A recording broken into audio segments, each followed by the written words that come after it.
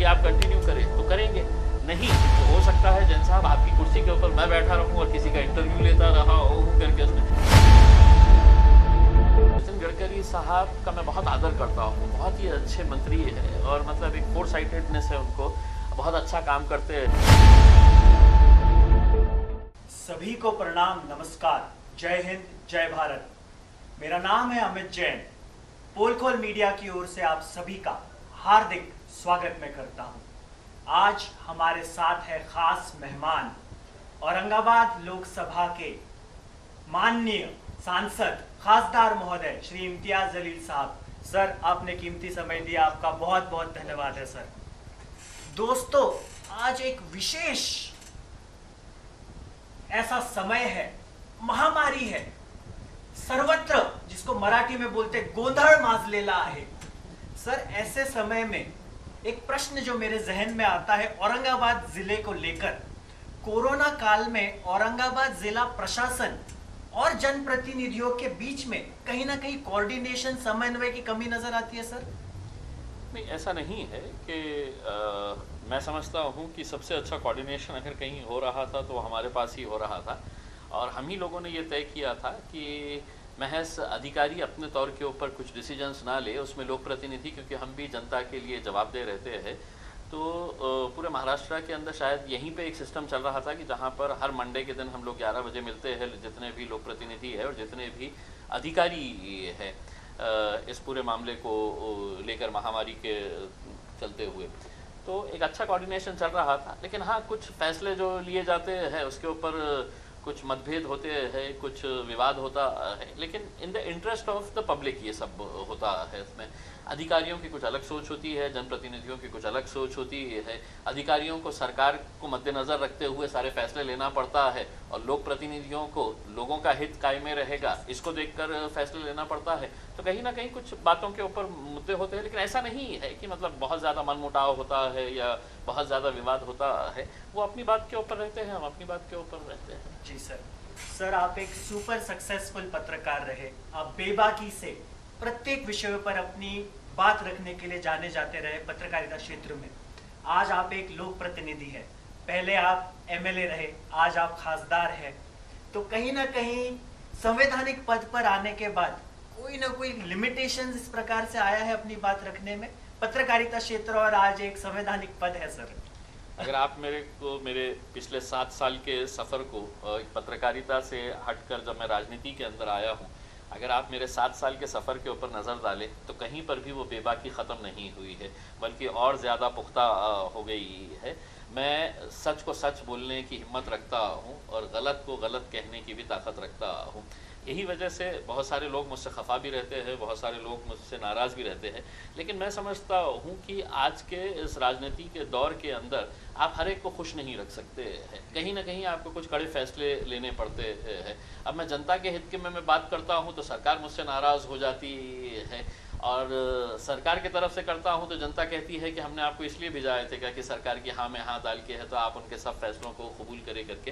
तो ये बातें होती है, लेकिन मैं डट के खड़े रहता हूँ और आज भी उतने ही पुरजोर तरीके से बोलता हूँ। अंदर के पत्रकार को, मैंने 24 साल पत्रकारिता की है, तो उस पत्रकार को अपने अंदर जिंदा रखा हूँ, इस वजह से राजनीति के अंदर चल पा रहा हूँ। अगर वो पत्रकार मेरा अंदर का ख़त्म हो जाता तो राजनीति के अंदर एक नए आदमी को सर्वाइव करना बहुत मुश्किल होता है। बिल्कुल सर, कहीं ना कहीं आपका एक सफ़र अगर देखा जाए, कई लोग हैं जो कहते हैं कि जलील साहब तकदीर के बादशाह है। एक टर्म एमएलए, उसके बाद 1 महीने, दोस्तों और जरूर फरमाइएगा, 1 महीने से कम का वक्त मिला जो भी तैयारी करनी थी जब चुनाव आए लोकसभा के, तो उसमें इस प्रकार से आप जीत हासिल कर गए। इस प्रकार से हासिल करने के बाद आप औरंगाबाद के लिए विकास के जो मुद्दे हैं, जो आप आने वाले 3 साल 2 साल पूर्ण हो चुके हैं, और 3 साल में आप औरंगाबाद के लिए क्या क्या आपकी योजनाएं हैं, आने वाले समय में आप क्या लागू करना चाहते हैं सर? देखिए, एक चीज़ मैं साफ कर दूं कि ठीक है, पहली मर्तबा जब मैं आया था तो लोग कहते थे कि एक्सीडेंटली जीत गया है करके, लेकिन दूसरी मर्तबा मैं इसको किस्मत से ज़्यादा ये कहूँगा लोगों का विश्वास, लोगों का प्यार। क्योंकि जिस दौर के अंदर हमने देखा है कि पूरे मुल्क के अंदर नरेंद्र मोदी साहब की लहर चल रही थी, वहाँ पर लोगों ने ये नहीं देखा कि इस शख्स की जात क्या है, इसका धर्म क्या है, इसका मज़हब क्या है करके।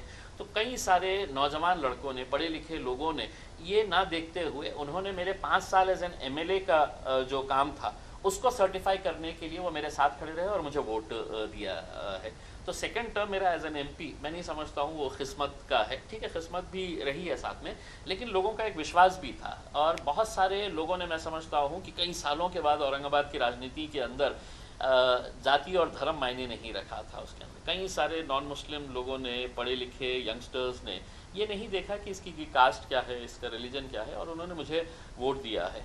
और मैं समझता हूँ कि वही एक ऐसा बदलाव था जो मेरे अंदर एक ऊर्जा पैदा करता है कि नहीं, लोगों ने अगर मेरे ऊपर इतना यकीन जताया है तो मैंने लोगों के लिए काम करना चाहिए। मैं समझता हूँ कि औरंगाबाद की सबसे बड़ी समस्या जो थी, जो सेल्फ क्रिएटेड प्रॉब्लम मैं कहता हूँ, वो शिवसेना और भाजपा ने तैयार की हुई एक समस्या औरंगाबाद के ऊपर जो लादी गई थी, वो औरंगाबाद के पानी का मसला है।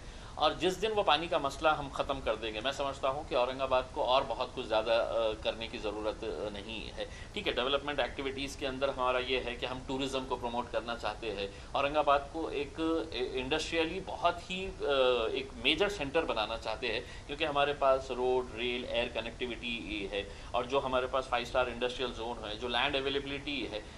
मेरी एक ख्वाहिश ये है कि जैन साहब, आपका लड़का जो है नौकरी के लिए है, या आप खुद नौकरी के लिए है, तो किसी दूसरे शहर में जाने की सोचना नहीं चाहिए। अगर हम यहाँ पर उनको अच्छा एजुकेशन दे रहे हैं तो नौकरी भी उन्हें यहीं पर मिलना है। कोई भी माँ बाप नहीं चाहते हैं कि अपना बच्चा उनकी आंखों से दूर चले जाए करके। तो हम यहाँ पर एम्प्लॉयमेंट अपॉर्चुनिटीज़ क्रिएट करना चाहते हैं। दुर्भाग्यवश 2 साल मेरे अब ऐसा हुआ कि मैं जीत कर आया और मेरे पीछे पीछे कोरोना आ गया, और कोरोना के चक्कर के अंदर मोदी साहब ने हमारे जो खासदार निधि है वो 2 साल के लिए ख़त्म कर दी है। उन्होंने कहा कि 2 साल सिर्फ जुमलेबाजी करते रहो, सिर्फ ज़बान चलाते रहो उनमें, तो बड़ा दिक्कत जाती है फंड्स जमा करने के लिए। और चूँकि मैं बोलता बड़ा तीखा हूँ, लोगों को पसंद नहीं आता है राजनीतिक पार्टियों को, तो महाराष्ट्र सरकार के अंदर जो 3 राजनीतिक पार्टियां बैठी है, उन्होंने सब ने तय किया हुआ है कि हम किसी को भी पैसा दे देंगे, ये खासदार को नहीं देंगे। ऊपर से मोदी साहब ने तय कर दिया है कि पूरे खासदार की निधि खत्म हो गई है करके। अब जब लोग आते हैं काम के सिलसिले के अंदर तो बड़ी दिक्कत होती है। लोग कहते हैं कि आपने तो हमको वादा किए थे करके, तो लेकिन मैं किसी ना किसी तरह से मैनेज करके चला रहे हैं काम। आप देखेंगे 5 साल के बाद लोगों को नाराजगी नहीं रहेगी। ज़रूर सर, बहुत अच्छी बात। सर, आप एक ऐसे नेता हैं जो सोशल मीडिया का बखूबी इस्तेमाल करते हैं। आपकी बात social media platforms, Facebook, Twitter के माध्यम से कई आपके वीडियोस भी आते जाते रहते हैं।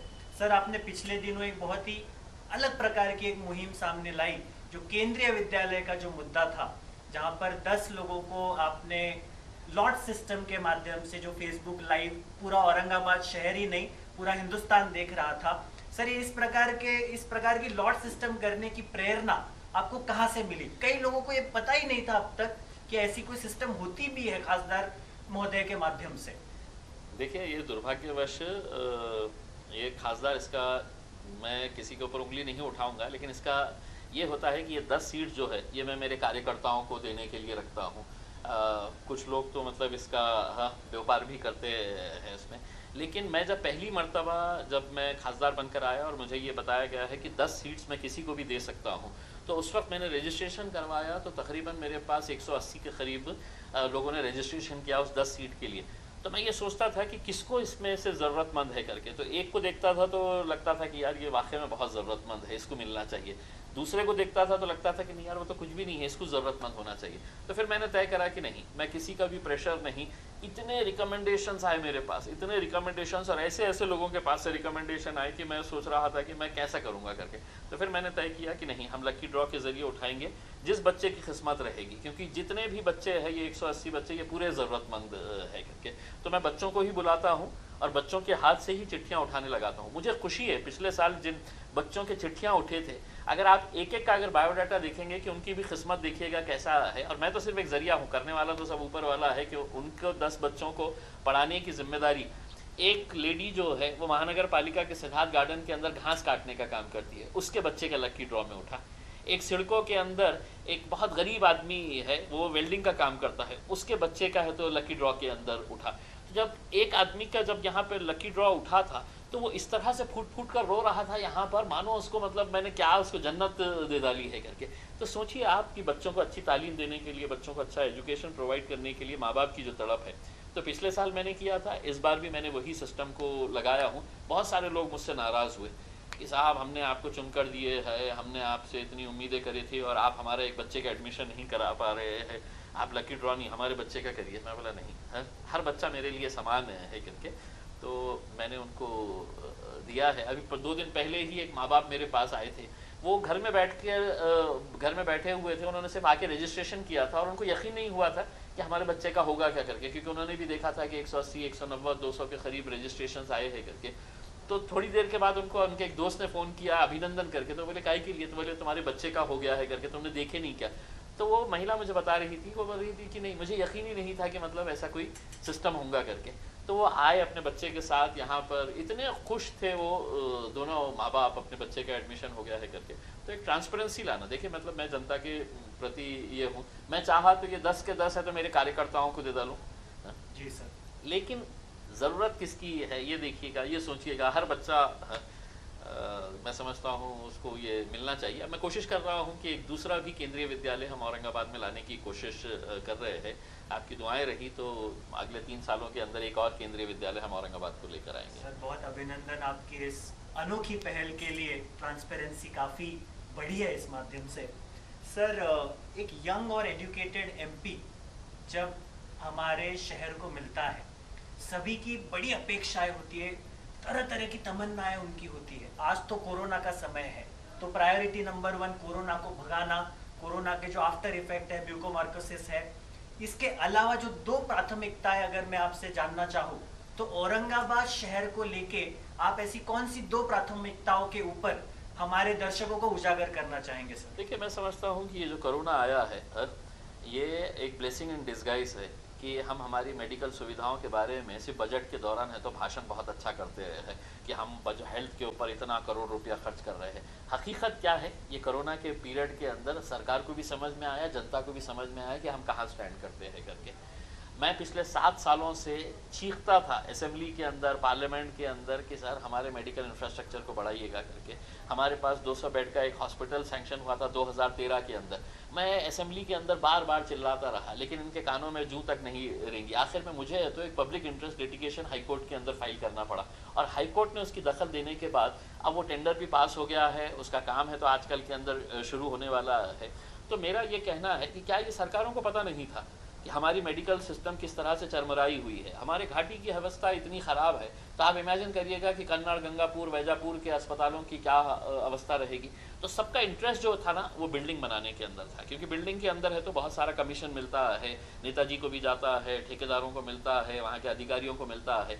लेकिन हॉस्पिटल चलाने के लिए आपको मेडिकल स्टाफ लगता है, आपको डॉक्टर्स लगते हैं, नर्सिंग स्टाफ लगता है, क्लास 4 लगता है। तो जब ये भी हम बार बार चिल्लाने से कुछ नहीं हुआ तो फिर दोबारा मैंने एक PIL फाइल किया और मुझे खुशी है कि मैं लॉ नहीं किया हूँ, मैंने होस्ट हाई कोर्ट के अंदर एज अ लॉयर बोल के खड़े रह के, पार्टी इन पर्सन बोल के खड़े रहा और जजेस को ये बताया कि सर मतलब हमारे पास अगर जब तक हम अपने मेडिकल इंफ्रास्ट्रक्चर को, अपने पोस्ट को हम नहीं भरेंगे तो ये कितनी भी लहरें आती रहे कोरोना की, हाँ हम वही हालत के अंदर रहेंगे। तो हाई कोर्ट ने इसकी दखल लिया और सरकार को आदेश किया कि अगले 6 से 8 हफ्तों के अंदर है तो इसकी पोस्ट भरी जाए करके। तो क्लास 3 और क्लास 4 की पोस्ट भरने का नोटिफिकेशन निकल चुका है, उसकी प्रक्रिया जारी है। डॉक्टर्स का नोटिफिकेशन अभी निकलना बाकी है। अगली डेट जो कोर्ट ने दी है वो 14 जून को दी है। 14 जून को हम जाएंगे और फिर सरकार से ये सवाल करेंगे कि ये जो PIL फाइल हुई थी उसके अंदर कितना। तो मेरी ख्वाहिश ये है कि इस कोरोना की आड़ के अंदर हम हमारे मेडिकल इंफ्रास्ट्रक्चर को इतना बेहतर बनाएं कि दोबारा कोई गंगापुर से, सोएगांव से, खुलदाबाद से कोई भी पेशेंट औरंगाबाद में नहीं आना चाहिए। हम वहाँ के हॉस्पिटल्स को इतना सक्षम बना देंगे, इतना पावरफुल बना देंगे कि वहाँ पे ही हर चीज़ आपको अवेलेबल रहेगी। तब जाकर हमारे पास यहाँ पे जो लोड बढ़ जाता है तो उसकी वजह। और यही चीज़ मैं चाहूँगा कि दूसरे ज़िले के पेशेंट्स भी हमारे पास ना आए, अपने अपने नेताओं को पकड़े, शराफत से माने तो ठीक है, नहीं तो उनका गिरेबान पकड़े और उनसे पूछे कि तुम क्यों नहीं अस्पताल बना रहे हैं वहाँ पर। बिल्कुल सर। सर आपने हेल्थ केयर वर्कर्स का एक विषय लाया जहाँ पर बड़े सारे अपने यहाँ टैलेंटेड लोग हैं, टैलेंटेड लड़के लड़कियाँ हैं जिन्हें आज जॉब मिलेगी हेल्थ केयर सेक्टर में। आपके इस याचिका के माध्यम से। सर, मैं इसी को आगे बढ़ाते हुए आपसे पूछना चाहता हूँ कि जो आज का युवा है और आज का जो व्यापारी वर्ग है वो भी बहुत परेशान है कोरोना के चलते, तो उनकी समस्या का हल हम निदान कैसे करें सर आने वाले समय में? तो ये एक ऐसा मुद्दा है जिसकी वजह से मैं बहुत ही ब्लैक लिस्ट में आ गया हूँ अधिकारियों के, क्योंकि मैं भी ये मानता हूँ कि कोरोना का मतलब ये नहीं है कि आप सरकार ये डिक्लेयर कर दे कि हम रिक्शे वालों को 1500 रुपये देंगे। आज के इस दौर के अंदर एक फैमिली को 1500 रुपये क्या मायने रखते हैं? और आज तकरीबन 1.5-2 महीने हो गए हैं सरकार की घोषणा करके। मैंने तो चैलेंज कर रहा हूँ कि कौन से एक रिक्शे वाले को 1500 रुपये उसके अकाउंट में गए हैं, मुझे बताए करके। किसी के अकाउंट में नहीं। इसीलिए हमने है तो अब ये हेल्प डेस्क स्टार्ट किया है बाहर रिक्शे वालों का, जो सरकार बोलती है कि ऑनलाइन आप सबमिट करिएगा। बाहर है तो जेरोक्स की दुकानें बंद है, कंप्यूटर्स की दुकानें बंद है, कौन से ऑटो रिक्शा वाले के पास है तो स्मार्टफोन है कि उन्हें अपने डॉक्यूमेंट्स है तो अपलोड करेगा। तो हमने अपना हेल्प डेस्क स्टार्ट किए हैं सुबह से लेकर शाम तक। अभी मैंने उसका रिव्यू लिया हूँ, 1000 से ज़्यादा लोग हैं तो उसका रजिस्ट्रेशन यहाँ से करवा चुके हैं, टोटली फ्री। तो ये सरकार को समझना चाहिए कि आप एक तरफ लॉकडाउन कर रहे हैं, दूसरी तरफ कहते हैं कि आपने अपलोड करना चाहिए अपने डॉक्यूमेंट्स। कौन सा रिक्शा वाला पढ़ा लिखा है सरकार को? दूसरी बात यह है कि छोटे छोटे दुकानदार जो है जिनकी रोजी रोटी उसी के ऊपर चलती है कि आज मैं बाहर जाके खड़े रहूँगा, ठेला लगाऊंगा तो मेरे को 100-200 रुपये जो भी कमाऊंगा मैं उससे मेरा घर चलेगा करके। अब आप है तो ये सब बंद करके बैठे हुए हैं, तो ये लोग कहाँ से पैसा लेकर आएंगे, कहाँ से खाएंगे करके। तो मैंने खुद ने साहब मतलब अपने तौर के ऊपर ये फैसला किया हूँ कि अब 1 तारीख के दिन है तो सरकार ने खोल देना चाहिए, ज़्यादा बेहतर रहेगा। वरना लोगों के सब्र का पैमाना आप उसका इम्तिहान मत लीजिएगा करके। बहुत सब्र किए हैं लोगों ने, बहुत आपके साथ सहयोग किए हैं, इसी वजह से आज हमारे आंकड़े इतने कम हुए हैं। लेकिन अगर भूखे पेट आदमी को अगर आप बहुत ज़्यादा परेशान करेंगे और जिस दिन वो सड़क के ऊपर निकल जाएगा तो वो किसी के लिए भी अच्छी बात नहीं रहेगी। बिल्कुल सर, बिल्कुल सर। पॉलिटिक्स में आने के बाद कुछ न कुछ कंट्रोवर्सी ज़रूर किसी नेता को लेकर सामने आती रहती है। मैं नहीं बोलूँगा कि कंट्रोवर्सी आई, लेकिन एक आपके वक्फ बोर्ड में नियुक्ति के बाद कहीं ना कहीं ऐसी खबरें भी थी कि कुछ जो बिल्डर लॉबी है वो कहीं ना कहीं दहशत है या वो कहीं ना कहीं डरे हुए हैं। इस विषय में आप क्या कहेंगे? देखिए साहब, वक्फ की जो ज़मीनें होती है ये गरीबों की ज़मीन होती है। वक्फ की ज़मीन का मतलब ये है कि आप बेवाओं की जिनके पति मर चुके हैं, आप यतीम बच्चों की जिनके सर के ऊपर माँ बाप का साया नहीं है, या वो ज़मीन के ऊपर आपको एक अच्छा कॉज के लिए है तो आप इस्तेमाल कर रहे हैं करके। आप अपना उसके अंदर मकान बना के है तो ठाट से रह रहे हैं, ऐसा नहीं हो सकता है। आप कोई सोशल कॉज के लीजिए, आप एजुकेशन इंस्टीट्यूशन रन करिएगा, आप सोशल एक्टिविटीज़ के लिए उस ज़मीन का इस्तेमाल। लेकिन हुआ ये है कि वक्फ बोर्ड के मेंबर्स और वक्फ बोर्ड के अधिकारियों से मिली भगत करके शहर के नहीं महाराष्ट्र के धन्ना सेठों ने वो ज़मीनों को अपने नाम के ऊपर करवा लिया है। कैसे करवाया है? तो पूरा इलीगल तरीके से रजिस्ट्री ऑफिस को किया, महानगर पालिका को लेन देन किया, कलेक्टर ऑफिस के लैंड रिकॉर्ड्स ऑफिस को है तो मैनेज करके ये सब धंधे वो कर रहे थे। अब मैं वक्फ बोर्ड के अंदर जब आया तो मैंने एक एग्जाम्पल के तौर के ऊपर जालना रोड की एक ज़मीन को एक एग्जाम्पल बनाया कि मैं सोचा कि मतलब पहले लोगों का विश्वास हो जाने दो कि हाँ हम ले सकते हैं करके। उसमें मेरे ऊपर इतना प्रेशर आया, हर लिहाज से, साम दाम दंड हर लिहाज से मेरे ऊपर प्रेशर आया है। लेकिन आप देखेंगे कि हम उस केस को कहाँ तक लेकर जाएंगे और कौन लोग हैं ये लेने वाले।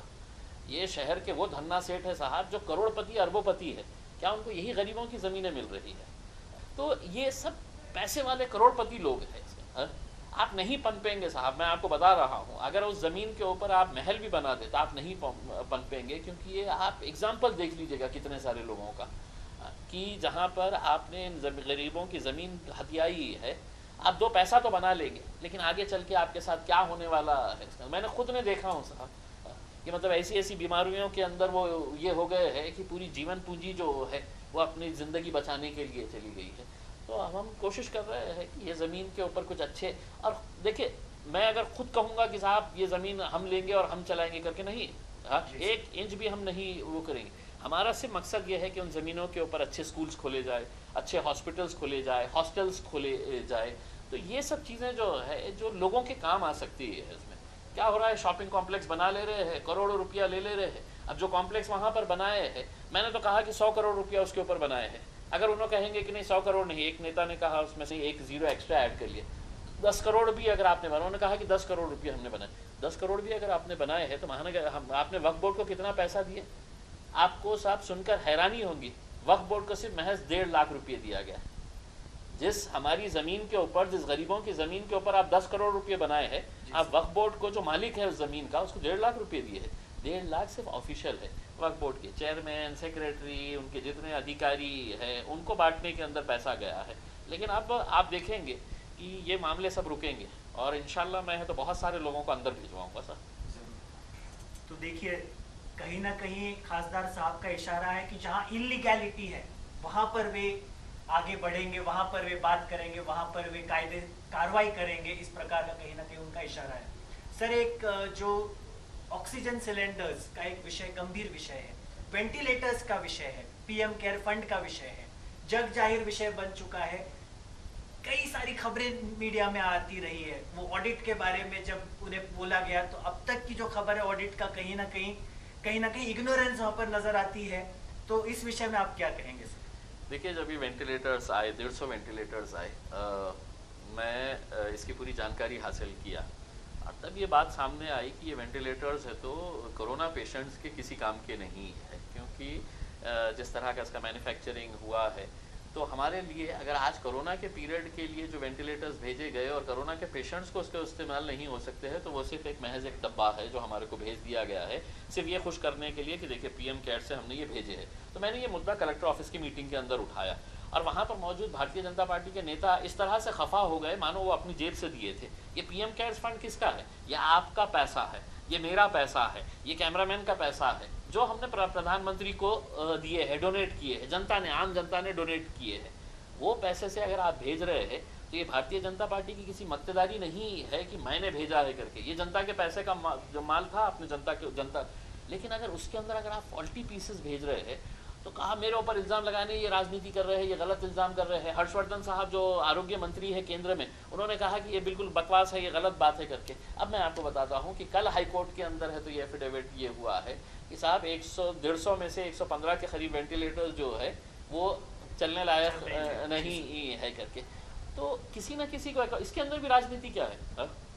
भाई सरकार किसी की भी हो, लेकिन आज आप अपनी पार्टी का समर्थन मत करिएगा। जो चीज़ गलत है तो गलत बताइए, क्योंकि आपकी आंखों के सामने मैं तो भारतीय जनता पार्टी के वो खासदार का जिन्होंने मेरे ऊपर ये इल्ज़ाम लगाया था कि भगवान ना करे अगर आपके किसी जान पहचान के किसी रिश्तेदार को अगर ये वेंटिलेटर की ज़रूरत पड़ी और अगर आप वो वेंटिलेटर लेकर गए तो आपको एहसास होगा कि ये ख़राब वेंटिलेटर से कैसी जान जा सकती है करके उसका। लेकिन इसका मतलब यह है कि आप गरीबों के लिए है तो सिर्फ भेज डाले हैं और हमने कुछ भी कबूल कर लेने का, और बाकी पूरे लोक प्रतिनिधियों ने खामोश बैठ के बोलना कि नहीं साहब आपने भेजे है, बहुत अच्छा है भेजे। दूसरे बोलते होंगे साहब मैं नहीं बोलता हूँ, क्योंकि मुझे किसी का डर नहीं है, किसी का खौफ नहीं है। जनता मेरे साथ में खड़ी है तो मैं क्यों डरूँ? प्रधानमंत्री से क्यों डरूँ? मुख्यमंत्री से क्यों डरूँगा करके। आज अगर लोग मेरे साथ में खड़े रहेंगे तो मैं लोगों के बारे में बात करूँगा। बिल्कुल सर, माननीय केंद्रीय मंत्री नितिन गडकरी जी कहते हैं कि कोरोना के समय में राजनीति अलग रखकर सबने एकजुट आकर काम करना चाहिए, चाहे वो केंद्र स्तर पर हो, राज्य स्तर पर हो, शहरी स्तर पर हो। इस विषय में आप क्या कहेंगे? देखिए बिल्कुल सही बात है। नितिन गडकरी साहब का मैं बहुत आदर करता हूँ, बहुत ही अच्छे मंत्री है और मतलब एक फोरसाइटेडनेस है उनको, बहुत अच्छा काम करते हैं। डेवलपमेंट के मामले में मैं समझता हूँ उनका हाथ कोई नहीं पकड़ सकता है। मतलब भारतीय जनता पार्टी के अंदर से मुझे अगर पूछा जाए कि सबसे अच्छा मंत्री कौन है तो मैं समझूंगा नितिन गडकरी साहब, और कोसों दूर तक दूसरे नंबर के ऊपर कोई नज़र नहीं आता है। तो नितिन गडकरी साहब ने बिल्कुल सही बात कही, लेकिन इसका मतलब ये नहीं है साहब कि मैं, समझ लीजिएगा एक उदाहरण के तौर के ऊपर मैंने कल के दिन कोई मीडिया चैनल्स को बताया कि साहब अब 1 तारीख के दिन खुल जाना चाहिए। मैं दुकान खुलवाने के लिए जा रहा हूँ, मैं गरीबों की मदद करने के लिए जा रहा हूँ, आप मेरा साथ दीजिए। अगर आप साथ नहीं देते मुझे आदेश करिएगा कि आप मेरे सीनियर हैं, आप बोलिएगा कि नहीं हम सब साथ में जाएंगे और हम खुलवाने के लिए है तो इनकी मदद करेंगे। आप विरोध कर रहे तो फिर बहुत सारे लोगों ने उसके ऊपर कहा आता तुम्हें राजकारण करूँ ना कहा या मुद्दावार। अरे मैंने क्या किया? मैंने तो आम लोगों की मदद करने के लिए मैंने ये कहा कि साहब 1 तारीख के दिन आपके जो भी कंडीशंस रहेंगे वो कंडीशंस दीजिए, अरे तो दुकानें खुलवाइएगा करके। अरे कभी तो हम एक साथ एक प्लेटफॉर्म के ऊपर आए, हम भारतीय जनता पार्टी हो, सेना हो, कांग्रेस हो, राष्ट्रवादी कांग्रेस हो, और ठीक है मैं खासदार हूँ उसके अंदर, लेकिन मैं आपको ये कहना चाहता हूँ आपके माध्यम से, आप मीटिंग कॉल करिएगा कि हम व्यापारियों को कैसी सहूलत दे सकते हैं। मैं आपके पास आऊँगा, आप नेतृत्व करिएगा। लेकिन आप खामोश बैठेंगे और सिर्फ आपका काम यही रह गया है कि आप इम्तियाज जलील ने बोला है तो हर चीज़ का उसका विरोध करना, तो ये मेरे हिसाब से गलत बात है। बिल्कुल बेबाकी से खासदार महोदय ने हमें हमें जवाब दिए। एक आखिरी प्रश्न सर, 2023 का लोकसभा इलेक्शन आप स्वयं को कहाँ देखते हो सर? सर मैं मतलब पता नहीं है, मैं देखिए मैं एक्सीडेंटली आया हुआ हूँ सर राजनीति के अंदर, और मैंने जैसा कहा है कि मैं अंदर के पत्रकार को जिंदा रखा हूँ। अगर काम करूँगा और लोग एक्सेप्ट करेंगे कि साहब आगे आप कंटिन्यू करें तो करेंगे, नहीं तो हो सकता है जैन साहब आपकी कुर्सी के ऊपर मैं बैठा रहूं और किसी का इंटरव्यू लेता रहा हूँ करके उसमें। तो मेरा ऐसा शौक नहीं है कि मतलब मुझे मतलब नहीं राजनीति के लिए। इसीलिए आज जो लोग मुझे पसंद करते हैं तो उसमें एक तबका है जो मुझे नापसंद भी करता है, क्योंकि मैं बहुत कड़े फैसले लेता हूँ।